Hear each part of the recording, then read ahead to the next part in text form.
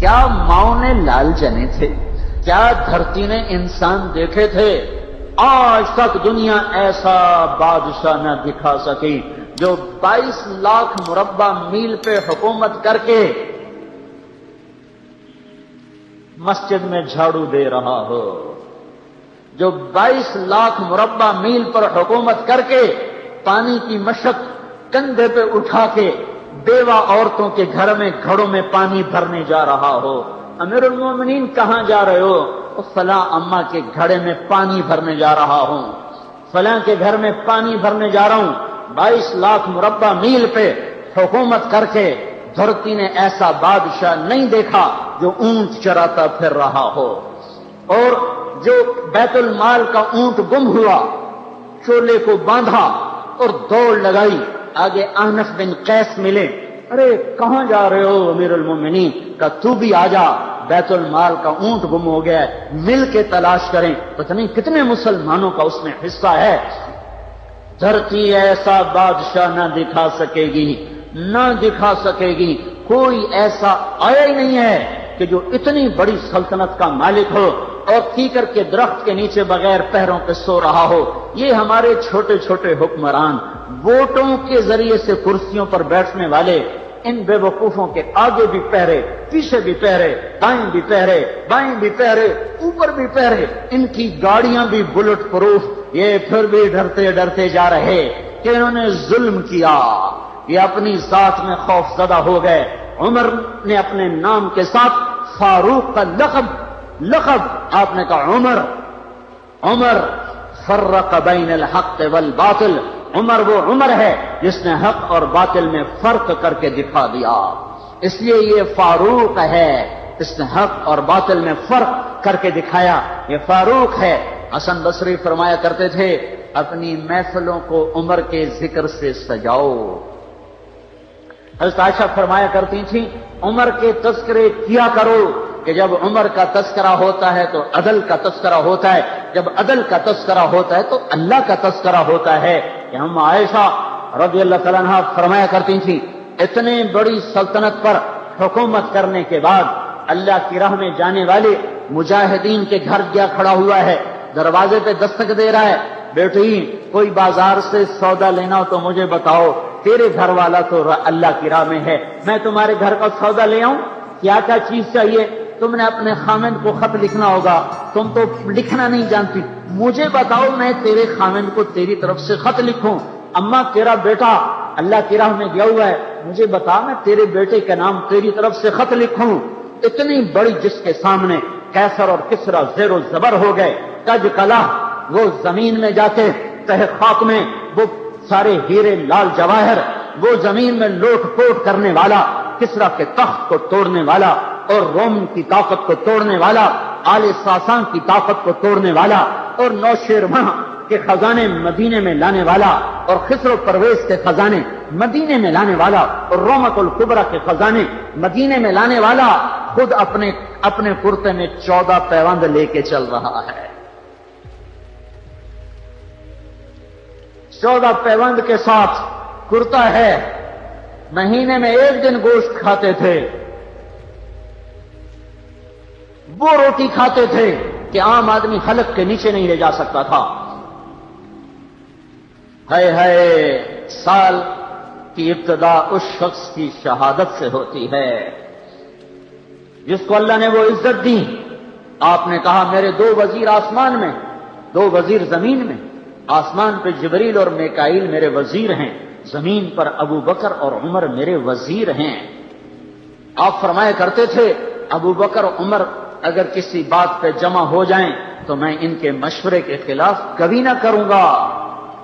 ابو بکر تیری مثال ابراہیم کی ہے، عمر تیری مثال نوح علیہ السلام کی ہے، ابو بکر تیری مثال عیسیٰ علیہ السلام کی ہے، عمر تیری مثال موسیٰ علیہ السلام کی ہے۔ آپ مسجد میں آئے، آپ کے دائیں طرف ابو بکر تھے، بائیں طرف عمر تھے، آپ اندر آئے اور کہا دیکھو اسی طرح قیامت کے دن ہم اٹھیں گے کہ میرے دائیں طرف ابو بکر ہوگا، میرے بائیں طرف عمر ہوگا اور ہم ہاتھوں میں ہاتھ دیے ہوئے اٹھائے جائیں گے۔ اور ایک حدیث میں آتا ہے اور میرے قدموں سے بلال کو اٹھایا جائے گا جو نکلتے ہی اذان دے گا، जिसके इस्लाम लाने ने इस्लाम को ऊंचा किया, जिसके इस्लाम लाने ने बातिल को पस्त किया, जिन राहों से उमर गुजर जाए शैतान वो राहें छोड़ देता था। अरफात का मैदान था, 1.25 लाख मुकद्दस हस्तियां सामने हैं। मेरे नबी ने फरमाया इस वक्त मेरा अल्लाह मेरे सब सहाबा पे फख्र कर रहा है और उमर बिन खत्ताब पे खास तौर पे फख्र कर रहा है, खास तौर पे फख्र हो रहा है। उमर बिन खत्ताब पे खास तौर पे फख्र हो रहा है। मेरे बाद कोई नबी होता उमर होता। उमर, मैंने रात जन्नत में महल देखा, एक ईंट मोती की, एक याकूत की, एक ज़ुमर्रद की। मैंने पूछा ये किसका है? कहा गया एक कुरैशी का है। मैं कहा मैं कुरैशी हूं, इतना खूबसूरत महल है, मेरा ही होगा। जब जाने लगा तो फरिश्ते ने कहा ये आपके गुलाम उमर बिन खत्ताब का है। वो क्या मुबारक लोग हैं कि जिन्हें नबी के घर में कब्र नसीब हो। एक तरफ एक साथी, एक तरफ दूसरा साथी, जिनको नबी के दो पहलुओं में जगह मिली हो। वो कैसी अजीम हस्तियां इतनी बड़ी सल्तनत का मालिक और इतने बड़े अदल की निशानी बनकर मदीने में मस्जिद में बैठे रो रहे हैं। अमीरुल मोमिनीन क्यों रो रहे हो? कहा दजला के किनारे कुत्ता भी प्यासा मर गया तो पूछ तो उमर की होगी। फुरात के किनारे कुत्ता भी प्यासा मर गया तो पूछ तो उमर की होगी। रातों को पहरे दिए जा रहे हैं, रातों को खबरगिरी की जा रही है। मदीने के बाहर एक खैमा मिलता है, चंद बच्चे मिलते हैं जो रो रहे हैं। एक औरत हांडी चढ़ा के डोई फेर रही है। पूछते हैं बहन ये बच्चे क्यों रो रहे हैं? कि ये भूख से रो। हांडी में क्या है? पानी, कुछ भी नहीं। क्यों चढ़ाया हुआ है? बहलाने के लिए। सो जाएंगे रोते रोते। मेरा और उमर का अल्लाह के यहां फैसला होगा। तो उमर की हिचकियां बन गई। तो उमर को बहन तेरे हाल की क्या खबर? का फिर हमारा बादशाह क्यों बना है? अगर हमारे हाल की खबर नहीं लेता तो हमारा खलीफा क्यों बना है? पर लग गए, बैतुल माल से सामान निकाला, बोरी भरी, सर पे उठाई, कमर पे उठाई। गुलाम असलम ने कहा मैं उठाऊं? का क़यामत के दिन भी मेरा वजन तू उठाएगा। उसी तरह भागे हुए आए, पनीर निकाला, आटा निकाला, घी निकाला, शहद निकाला, डाल के हांडी में नीचे आग, खुद धुआं, गीली लकड़ियों में फूंके मार मार मार आग जलाई, हलवा तैयार किया, फिर प्लेटों में डाल डाल के बच्चों को खिलाया। वो औरत कहने लगी काश उमर की बजाय तू खलीफा होता। तो ये नहीं कहा कि मैं ही उमर हूं, मैं ही उमर हूं। फरमाया जब कल तू अमीरुल मोमिनीन से मिलेगी तो मुझे भी वहीं देख लेगी, मुझे भी वहीं पा लेगी। फिर वहां बैठ के देखते रहे, उठ के चल दिए। बच्चे हंसने लगे, खेलने लगे। तो अपने गुलाम से फरमाया मैंने इन्हें रोता देखा था, मेरा जी चाहा मैं इन्हें हंसता भी देखूं। 22 लाख मुरब्बा मील पे इस्लाम फैलाकर हुकूमत इससे भी बड़े इलाके में लोगों ने की। चंगेज ने इससे ज्यादा फतवाहत की, महमूद गज़नवी ने इससे ज्यादा की, सिकंदर तैमूर ने इससे ज्यादा की। पर फतवाहत करके यूं खिदमत कर रहा हो, पानी भर रहा हो, ऊंट चरा रहा हो, इमामत करा रहा हो, 14 पैबंद लगे कपड़ों के साथ खिलाफत के तख्त पर बैठा हुआ हो, ये धरती में फिर कोई नहीं आएगा। है नमाज में खंजर लगा, नमाज पढ़ाते हुए 27 ज़ुल्हज, 27, 28, 29 यक्कम को इंतकाल हुआ। यक्कम मुहर्रम मौत के आसार गहरे नजर आए। बेटे को बुलाया कि बेटा जाओ अम्मा आयशा से पूछ के आओ कि उमर अपने साथियों के साथ दफन होने की इजाजत चाहता है। अमीरुल मोमिनीन के लक़ब से बात न करना, उमर कहना। उमर, अब मैं अमीरुल मोमिनीन नहीं रहा। जब वो पूछने गए तो हजरत आयशा रो रही थी। उन्होंने अर्ज किया अम्मा जान मेरा बाप अपने साथियों का पड़ोस चाहता है। उन्होंने फरमाया ये जगह तो मैंने अपने लिए रखी थी, लेकिन अगर उमर चाहते हैं तो उनको मुझ पर फजीलत है, मैं उनके लिए दस्तबरदार हूं। उन्होंने वापस आकर खुशखबरी सुनाई, मुबारक हो इजाजत मिल गई। कहीं शायद मेरे शर्म में इजाजत दी हो, जब मर जाऊं تو مجھے دوبارہ دروازے کے سامنے رکھ کر پھر جا کے پوچھنا، اس وقت اجازت ملے تو پھر لے جانا، ورنہ مجھے بقیع کی طرف لوٹا دینا۔ اتنے میں حضرت علی آئے، پریشان دیکھا، عمر کیوں موت سے ڈر گئے؟ کہ نہیں، موت کے بعد کی گھاٹی سے ڈر رہا ہوں۔ کہ ڈرو نہیں، میرے ان کانوں نے سنا ہے اور اتنی دفعہ سنا ہے کہ میں گن نہیں سکتا کہ اللہ کے نبی فرمایا کرتے تھے ابو بکر اور عمر جنت کے بڑی عمر کے لوگوں کے سردار ہیں۔ آپ نے فرمایا تو اس بات کی گواہی دے گا؟ کہ میں بھی دوں گا، میرا بیٹا حسن بھی دے گا۔ امام حسن بھی ساتھ تھے کہ میں بھی دوں گا، میرا بیٹا حسن بھی گواہی دے گا۔ پھر بھی ہے جو جنت کی بشارتیں لیے ہوئے ہیں، 10 مبشرہ، ابو بکر جنتی، عمر جنتی، عثمان جنتی، علی جنتی، طلحہ جنتی، زبیر جنتی، ابو عبد الرحمن بن عوف جنتی، ابو عبیدہ بن جراح جنتی، سعید بن زید جنتی۔ آپ نے نام لے کر گنے، نام لے کر گن کر کہا، سنو ابو بکر جنتی ہے، عمر جنتی ہے، عثمان جنتی ہے، علی جنتی ہے، طلحہ جنتی ہے، زبیر جنتی ہے، سعد بن ابی وقاص جنتی ہے، عبد الرحمن بن عوف جنتی ہے، ابو عبیدہ بن جراح جنتی ہے، سعید بن زید جنتی ہے۔ میں ان سے راضی ہوں، لوگوں ان کا حق پہچانو، میں ان سے راضی ہوں، میں ان سے راضی ہوں۔ پھر آپ نے فرمایا اگر تم نے ان کے بارے میں کسی ایک کے بارے میں بھی دل میں بغض لے کر مر گئے، اور تم نے اتنی بندگی کی تھی کہ سوکھ کے کانٹا ہو گئے تھے، روزے اتنے رکھے تھے کہ پیٹ کمر کو لگ گیا تھا، سجدے اتنے کیے تھے کہ تمہارے ماتھے اور گھٹنوں پر پتھروں جیسے نشان پڑ گئے تھے، اتنا کچھ کر کے ان 10 میں سے کسی ایک کا بغض لے کر اگر تم مر گئے تو اللہ تمہیں منہ کے بل جہنم میں گرا دے گا۔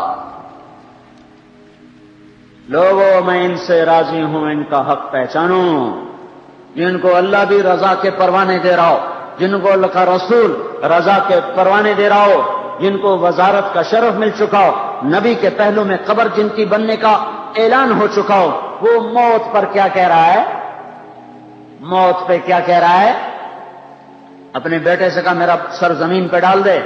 ان کی گود میں سر تھا عبداللہ بن عمر، تو انہوں نے گود سے ہٹا کر پنڈلی پہ رکھ لیا، یہاں رکھ لیا۔ چلے گئے، کیا کہہ رہا ہوں سنتے نہیں ہو، زمین پہ ڈال دو۔ تو انہوں نے زمین پہ ڈالا تو اپنے چہرے کو مٹی میں رکھ دیا اور ایسے ملنے لگے اور کہنے لگے، اے میرے رب، اگر تو نے عمر کو معاف نہ کیا تو عمر ہلاک ہو جائے۔ ویل لک یا عمر ولامک ان لم یغفر لک ربک، عمر تیری ہلاکت ہے اگر تیرے رب نے تجھے معاف نہ کیا۔ یہ کہتے کہتے کہتے جان دے دی۔ 22 لاکھ مربع میل میں اسلام کو زندہ کرنے والا، این حالت نماز میں زخم کھا کے گرنے والا، مطلوب مصطفیٰ، وزیر مصطفیٰ، جنت کی خوشخبریاں لے کر پھر موت پر یوں کہہ رہا ہو کہ اللہ تو نے معاف نہ کیا تو میرا کیا بنے گا؟ کیا بے طلبی ہے۔ ان کے بیٹے خلافت کے اہل، ان کے بہنوئی سعید بن زید 10 مبشرہ میں سے دونوں کے نام کاٹ دیے کہ یہ 6 ہیں جن سے اللہ کا رسول راضی تھا، جس کو چاہو خلیفہ بنا دو، جس کو چاہو حکومت دے دو، نہ میرے بیٹے کو ملے گی نہ سعید بن زید کو ملے گی۔ کسی نے کہا شوشہ چھوڑا، آپ کا بیٹا بھی تو بہت قابل ہے، اسی کو بنا دیں۔ تو اسے تو طلاق دینا نہیں آتا، حکومت کہاں سے چلائے گا؟ یہ ایک واقعہ کی طرف اشارہ کیا ہے، اس کے پیچھے ایک واقعہ ہے جس کو انہوں نے یاد کر کے فرمایا وہ تو طلاق دینا نہیں جانتا، وہ حکومت کیا چلائے گا؟ حالانکہ بڑے صحابہ میں عبداللہ بن عمر کا مقام ہے۔ ہے جنازہ صہیب رومی نے پڑھایا، دروازے کے سامنے لا کے رکھ دیا گیا، سب لوگ جنازے کے ساتھ کھڑے ہو گئے، عبداللہ بن عمر اکیلے آگے گئے، دروازے پر دستک دی، کہا اما جان میرا باپ عمر بن خطاب دروازے پہ حاضر ہو چکا ہے، اندر آنے کی اجازت چاہتا ہے۔ تو عائشہ رضی اللہ تعالیٰ نے اپنی چادر کو اٹھایا تو روتے ہوئے باہر نکل گئیں۔ پھر لوگ اندر داخل ہوئے، قبر کھودی گئی، قبر کھودتے ہوئے عبداللہ بن عباس بھی قبر کے کھودنے میں شریک تھے، تو کہتے میرے کندھے پہ کسی نے ہاتھ رکھا، میں نے پیچھے مڑ کے دیکھا تو علی رضی اللہ تعالیٰ عنہ کھڑے رو رہے تھے اور فرما رہے تھے مجھے پتا تھا تو یہیں آئے گا، یہاں تیرے سوا کوئی نہیں آ سکتا، کہ میں نے ایک دفعہ نہیں کتنی دفعہ میں نے اللہ کے نبی سے یہ بات کا تکرار سنا، میں ابو بکر اور عمر، اس کا اتنا تکرار سنا ہے میں نے کہ مجھے یقین تھا یہی آئے گا، تو اور کہیں نہیں جا سکتا۔ میرے بھائیوں، غفلت سے باہر آ جائیں، یہ دھوکے کا گھر، یہ مچھر کا پر، یہ مکڑی کا جالا، یہ دنیا کہیں ہمیں ہلاک نہ کر دے۔ ان لوگوں کو سامنے رکھ کے زندگی گزارو جنہوں نے اللہ کو راضی کیا، اس کے رسول کو راضی کیا، کلمہ حق کو بلند کیا، خیر کے ذریعہ بنے، شر کے مٹانے والے بنے، اور دنیا میں مرنے کے بعد بھی ان کے تذکرے ہدایت کا سامان بنے، ان کے تذکرے روشنی کا مینار بنے۔ ان کے پیچھے چلو، مغرب کے اندھیروں کی طرف مت دوڑو، وہاں تو سورج بھی ڈوب جاتا ہے، مغرب میں تو سورج بھی ڈوب جاتا ہے، اور تمہیں پکار کے کہتا ہے مغرب کی طرف نہ آنا، ادھر اندھیرا ہے، میں یہاں گم ہو گیا، تم کون سا سراغ ڈھونڈنے آئے ہو؟ دوڑو اللہ اس کے رسول کی پاک زندگی کی طرف، اس کے پاک صحابہ کی زندگی کی طرف، جن کو اللہ نے مرنے سے پہلے جنت ہاتھ میں دے دی، جنت کی بشارت دے دی۔ ایسے تو دنیا میں بہت سارے مذاہب اور بہت سارے طریقے رائج ہیں، بہت سارے مذہب کے ماننے والے اس دنیا میں رہتے ہیں، بستے ہیں، مگر ہمارا جو مذہب اسلام ہے اس کی شان ہی کچھ اور ہے، اس کے آنے کا انداز، اس کے پوری دنیا میں پھیل جانے کا انداز نرالا ہے۔ ذرا سی تاریخ آپ کی خدمت میں پیش کرتا ہوں۔ 1400 سال پہلے جب دنیا کے بیشتر حصے ظلم، جاہلیت اور ناانصافی میں ڈوبے ہوئے تھے، مکہ کی وادی میں اللہ کے آخری نبی صلی اللہ علیہ وسلم نے حق کا پیغام سنایا۔ یہ پیغام صرف ایک مذہب نہیں بلکہ زندگی گزارنے کا مکمل طریقہ تھا۔ امن، عدل، محبت اور مساوات پر مبنی اسلام کا پھیلاؤ ایک دن یا ایک سال میں نہیں ہوا، بلکہ یہ ایک مسلسل جد و جہد، اخلاق، قربانی اور سچائی کی طاقت کا نتیجہ تھا۔ شروع میں اسلام خفیہ طور پر پھیلنا شروع ہوا۔ نبی کریم صلی اللہ علیہ وسلم نے سب سے پہلے اپنے قریبی دوستوں اور خاندان والوں کو دعوت دی۔ حضرت ابو بکر رضی اللہ تعالیٰ عنہ، حضرت خدیجہ رضی اللہ تعالیٰ عنہ، حضرت علی رضی اللہ عنہ اور حضرت زید رضی اللہ عنہ سب سے پہلے ایمان لانے والوں میں شامل تھے۔ یہ دعوت صرف زبانی نہیں تھی بلکہ آپ صلی اللہ علیہ وسلم کا کردار، صداقت اور امانت دار لوگوں کی دل جیت لیتی تھی۔ مکہ میں مسلمانوں پر سخت ظلم ہوا۔ جو لوگ ایمان لے آئے، جو لوگ آقا کریم صلی اللہ علیہ وسلم کی جنہوں نے غلامی قبول کی، ان پر ظلم و ستم کے پہاڑ توڑ دیے گئے، مگر انہوں نے بدلے میں ظلم نہیں کیا۔ ان کا صبر اور اخلاق دشمنوں کے دل نرم کرتا گیا۔ کچھ لوگ صرف مسلمانوں کے اچھے برتاؤ کو دیکھ کر اسلام لائے، جیسے حضرت عمر ابن خطاب رضی اللہ عنہ، جو اسلام کے سب سے بڑے سپاہی بن گئے۔ جب مکہ میں ظلم بڑھا تو مسلمانوں نے مدینہ کی ہجرت کی۔ یہاں اسلام کو ایک محفوظ ماحول ملا اور ایک اسلامی ریاست قائم ہوئی۔ مدینہ میں مسلمان صرف عبادت ہی نہیں کرتے تھے بلکہ عدل، تجارت، تعلیم اور سماجی بھلائی کا نظام بھی قائم کیا۔ اسے غیر مسلموں کو بھی اسلام کی خوبصورتی نظر آنے لگی۔ اسلام کے پھیلنے کا سب سے بڑا راز مسلمانوں کا اخلاق تھا۔ تاجر جب دوسرے ملکوں میں جاتے تو سچائی، دیانت اور خوش اخلاقی کے ساتھ کاروبار کرتے۔ ان کی ایمانداری دیکھ کر لوگ خود کہتے، ایسے لوگ جھوٹے مذہب والے نہیں ہو سکتے۔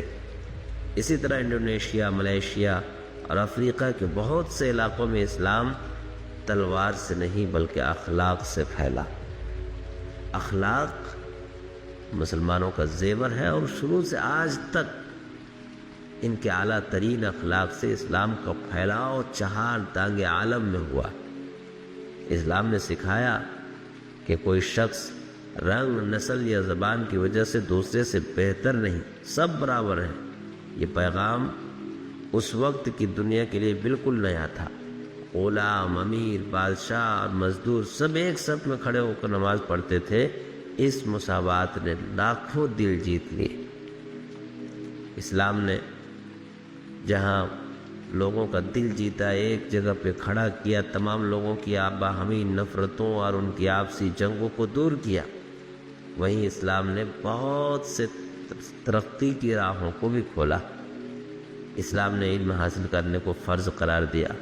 مسلمانوں نے جب علم پھیلایا تو سائنس، طب، ریاضی اور فنون میں ترقی کی۔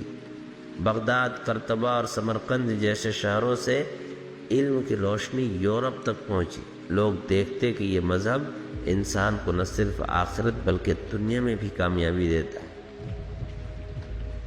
سب سے بڑی بات یہ ہے کہ مسلمان جو ہوتے ہیں ان کے دل میں اظہار، جذبہ اور محبت کا عنصر غالب ہوتا ہے۔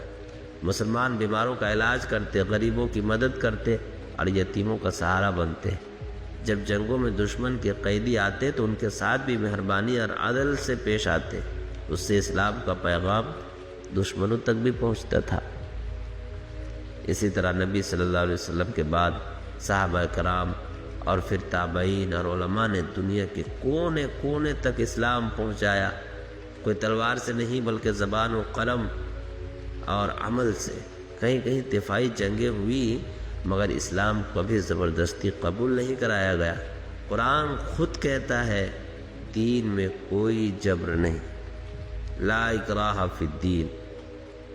اسلام کا پھیلاؤ ایک معجزہ ہے، یعنی صرف عرب بلکہ ایشیا، افریقہ، یورپ اور دنیا کے ہر خطے میں پہنچا۔